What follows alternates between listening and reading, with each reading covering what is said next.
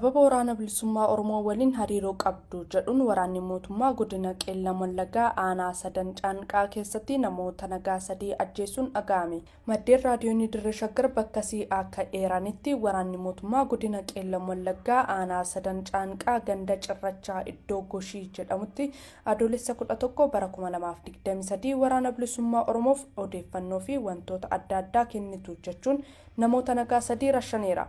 Namoonni ajjeefamanis Dabalaa Mirreessaa, Kennasaa Hambisaa fi Ifaa Iddoosaa kanneen jedhaman ta'uu kan eeran maddi raadiyoon Dirree Shaggar sababa dargaggoo ta'aniif qofa maqaballeessii sobaatiin ergama abaa'oo shanee fudhattanii odeeffannoo deddeebisuuf hawaasa fakkaattanii teessu malee isin shaneedha ittiin jechuun ragaa fi murtii seeraa tokko malee rashanuu himan. Dargaggoota kanneen erga rashananii boodas hawaasni reenfa isaanii kaasee akka hin awwaalleef dhorkaa turuu eeranii mana jiraattotaa irra deemuun manguddoo fi daa'ima dhiiraa fi dhalaa osoo hin jedhin reebichaan miidhaa ciccimaa irraan gahuu ragaa bahan. Reebicha kanaan namoonni baay'een bubburqanii akkasumas harkii fi miilli isaanii miidhamuullee wal'aansa fayyaa dhabanii jiraachuu eeraniiru. Umarrattis waraanni mootummaa naannicha qubatee jiru naatoo uummataa waan hin qabneef hawaasni bahaaf gala dhabee rakkoo ulfaataa keessa jiraachuu ibsan. Mootummaan Itoophiyaa xaa'oo biyyoota alaatiin oomishamee gabaa addunyaatti dhiyaatellee bitee dhiyeessuu dhabuun dadhabina bulchiinsa bilxiginnaa kan agarsiisu ta'uu Koongiresiin Federaalawaa Oromoo KFO'n ibse. Hanqina xaa'oo qonnaan bultoota biyyattii tibbana mudate bu'uureffachuun Koongiresiin Federaalawaa Oromoo KFO'n ibsa guyyaa dheengaddaa baaseen waan haaraa uumuun hafee kanuma uumamettilleen seeraan fayyadamuu dadhabuun amala mootummoota Itoophiyaa dhufaa darbaa ta'uu eega eeree booda xaa'oo biyyoonni biroo oomishanii gabaaf dhiyeessanilleen bitee qonnaan bultootaaf dhiyeessuu dadhabuun gaddisiisaa ta'uu eere. Hangi xaa'oo xiqqoon biyya keessa galillee shira malaammaltoota sirna mootummaa abbaa irreetiin dhuunfatamuu isaatiin itti fayyadamtoonni argachuu akka hin danda'in kan ifoomse paartichi yoo argatanis gatii guddaa baasuuf akka dirqaman addeesse. Lafti qonnaan bulaa xaa'oo waan bareef isaan ala oomisha gaarii kennuu akka hin dandeenye ogeeyyiin ibsuu eeruun oomishni midhaan nyaataa xiqqaachaa kan deemu taanaan uummata baadiyyaas ta'ee kan magaalaa beelaaf saaxilamuunsaa kan hin oolle ta'uu akeeke. Uummanni beela'ee waa'ee nageenyaa, dimokiraasii fi misoomaa yookaan badhaadhinaa yaaduu dide jedhamee gonkumaa hin komatamu kan jedhu ibsi KFO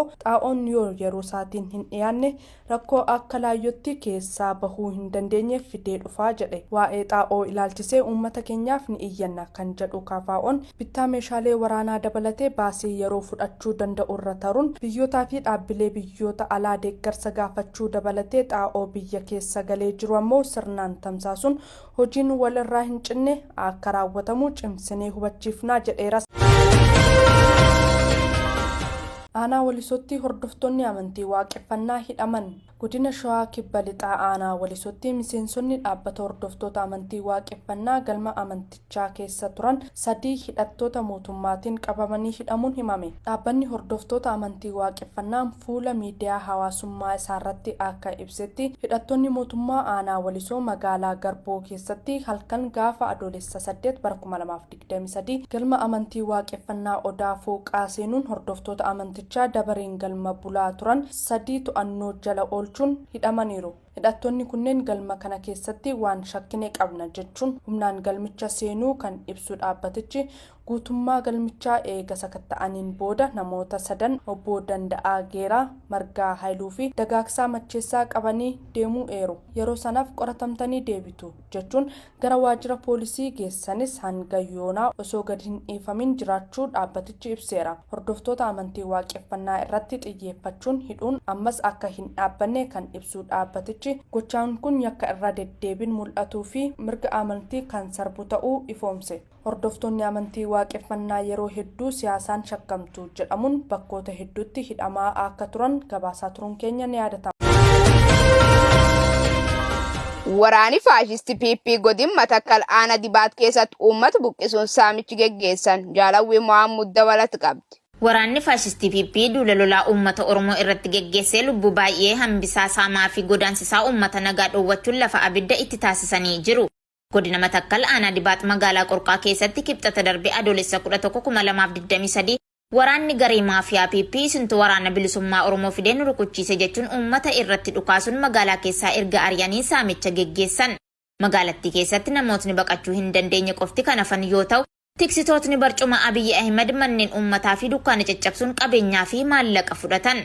Akka odeessee aanaa dibaat magaalaa qorqaa irraa nu qaqqabe addeessutti magaalattii keessaa qarshii 350 ol akka saamamee fi qabeenyi miliyoona tokkotti tilmaamamu barbadaa'eera.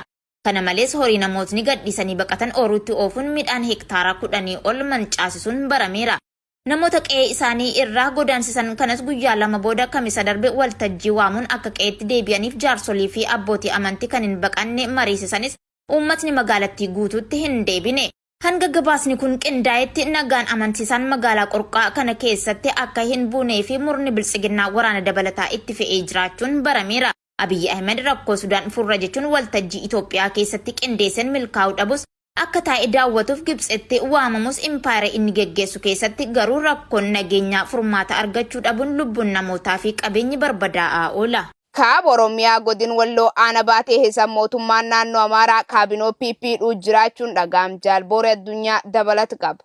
Wiixata darbe adoolessa 10/2023 kaaba Oromiyaa godina Walloo aanaa baatee keessaa mootummaan naannoo Amaaraa kaabinoota biltsiginnaa Oromootaan 20 qabanii hidhuun kanneen jalaa miliqanii badan adamsanii barbaadaa jiraachuu odeessi gamasii aarraata biyyoolessa Oromiyaa qaqqabee ibsee jira. Sababni kaabinoota kana adamsanii hidhaa jiraniifis hojii mootummaan naannoo Amaaraa kun itti kenne seeraan hin hojjenne jechuun Oromummaa isaaniin yakkamanii akka hidhamanis namni ONM achii dubbise tokko dubbatee jira. Haaluma kanaan hanga ammaatti kantiibaa magaalaa baatee kan yeroo jijjiiramaa ture dabalatee namoonni 27 hidhamanii jiru jechuun bulchaan aanaa baatee ammoo harkaa ba'uun dhokate akka jiru dabaluun ibsaniiru. Warreen hidhaman keessaa kan maqaan nu qaqqabe Abduu Muhammad kantiibaa magaalaa baatee duraanii, Hussein Ahimad itti gaafatamaa waajjira milishaa duraanii fi Ahimad Caalaa kan jedhaman yoo ta'u, bulchaa aanaa baatee kan ta'e Saayid Adam ammoo baqatee jiraachuun barameera. Itti dabaluun guyyuma wiixata kanaa godina Walloo aanaadhuma baatee bakka Coqortii jedhamu keessaa hidhattootni Affaar loon 10 uummata Oromoo Walloo jalaa ooffatanii deemuu dabaluun ibsanii jiru. Miseensoti waraana raayyaa ittisa impaayeritti 4 godin qeellam Wallaggaa aanaan Filloo irraa sirnichi ganuu waraana bilisummaa Oromoo mahaman Jaala Caaluu Roobaa waan itti darqaba. Ilmaan Oromoo qe'ee isaanii irraa humnaan qabamanii impaayera Milinikii fi barcuma Abiyyi Ahimadiin akka tiksaniif leenjii waraanummaa fudhatan adeemsi biltsiginnaa sirrii akka hin taanee fi farra Oromummaa ta'uu hubachuun sirnicha galanii ba'uu itti fufanii jiru. Ilmaan Oromoo sirna biltsiginnaa keessa jiran qawwee fi hidhannoo fudhachuun gooticha waraana bilisummaa Oromootti makamuu kan itti fufan yoo ta'u, kaleessa adoolessa 14/2023 godina qeellam Wallaggaa aanaa Anfilloo mooraa waraanaa magaalaa Seertumii irraa wobootti makamanii jiru. Ilmaan Oromoo kunneen qawwee Akaamaa Turkii 2, Dachaatuu 2 hidhannoo guutuu waliin nagaan woboo bira ga'anii jiru. Miseensonni waraana biltsiginnaa duraanii kun qawwee diinaa baachuuf saba isaanii dararaa turuutti dhiifama gaafachuun warreen mooraa diinaa keessatti siyaasa goyoomsaan qabamanii jiran mooraa biltsiginnaa ganuun wobootti akka makamanii dhaamsa dabarsaniiru. Ba'a Wallaggaa aanaa waamaa galoo keessatti nageenya waanca nyaanneen uummata dirqii yoo yaasan waayyuu tuqaa kaabinoota isaanii hidhan dabalati isaatiif jaalnaa tolammii. Oromiyaan erga harka gita bittootaa galtee kaasee siyaasa impaayeritti leellisuun dhiphachaa ilmaan ishee ammoo gidirfamaa fi diraamaan irratti hojjetamaa oola. Siyaasni impaayera Itoophiyaa keessatti mul'atu aangaa'ota olaanoo irraa kaasee hanga gadiitti sobaan uummata burjaajessanii osoo hin hojjetinii fi fudhatama hin argatiin akka waan milkaanitti of ibsuu ta'ee jira. Haaluma kanaan godina Baha Wallaggaa keessatti aanaan waamaa galoo nageenya kabachiistan jechuun bulchiinsi godina Wallagga Bahaa waancaa waan kennaniif dheengaddaa adoolessa 13/2023 uummata aanichaa hojii idilee irraa qabanii sirbisiisaa oolaniiru. Dabalataanis ammoo namoota konkolaataa qaban cufaan guyyaa dheengaddaa kana humnaan konkolaataa qabadhaa ba'aa jechuun guyyaa guutuu boba'aa baasii isaaniitiin dhiichisaa oolaniiru. Aanaa waayyuu tuqaatti ammoo bulchiinsi aanichaa kaabinoota aanichaa dhimma dhuunfaa isaaf qabee hidhaa jiraachuun baramee jira. Aanicha keessatti adoolessa 12 irraa kaasuun kaabinoonni adeemsa hojii irratti bulchiinsa aanichaa dura dhaabbatan ilaalcha siyaasaa biroo qabduu fi nageenyi akka hin mirkanoofne gufuu taatan jechuun hedduu isaanii mana hidhaatti darbatanii jiraachuu odeessi achiin qaqqabee ni addeessa.